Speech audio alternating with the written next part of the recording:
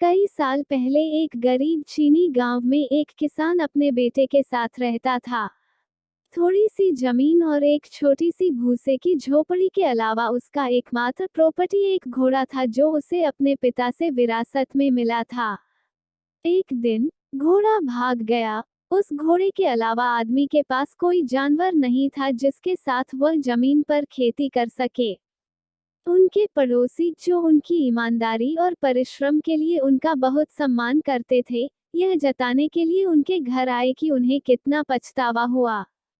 किसान ने उनकी चिंता के लिए उन्हें धन्यवाद दिया, लेकिन पूछा, आप कैसे कह सकते हैं कि जो हुआ है वो मेरे जीवन का दुर्भाग्य है?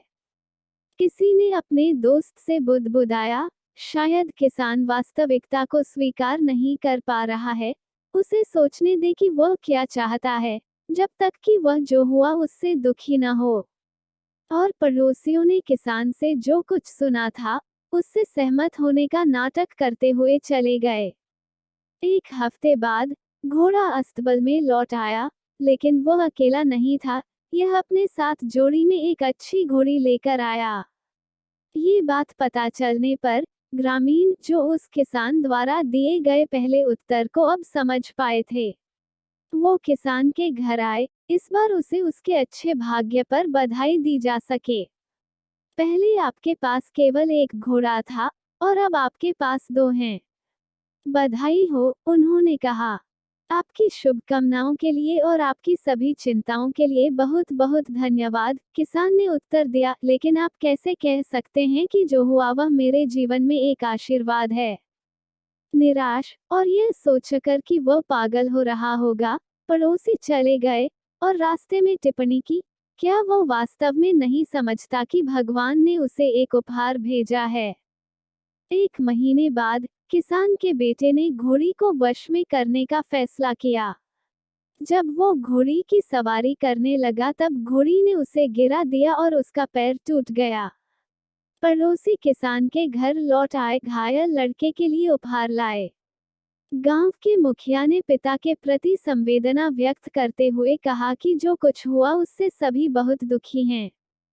उस व्यक्ति ने उनके आने और उनकी चिंता के लिए उन्हें धन्यवाद दिया, लेकिन पूछा, आप कैसे कह सकते हैं कि जो हुआ है वो मेरे जीवन का दुर्भाग्य है?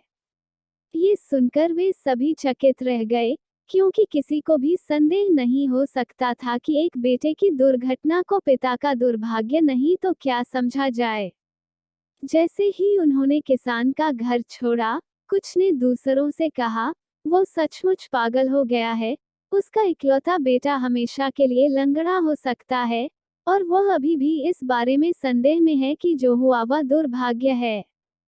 कुछ महीने बीत गए और जापान ने चीन पर युद्ध की घोषणा कर दी। स्वस्थ युवकों को युद्ध के मोर्चे पर भेजने के लिए सम्राट के दूतों ने पूरे देश की यात्रा की।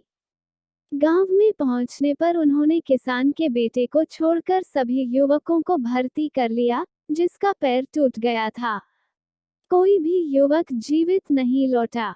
बेटा ठीक हो गया, दो जानवरों को पाला गया और उनकी संतानों को अच्छी कीमत पर बेच दिया गया। किसान अपने पड़ोसियों को सांत्वना देने और उनकी मदद करने के लिए उनके पास जाने लगा, क्योंकि वे हमेशा से किसान की परवाह करते थे।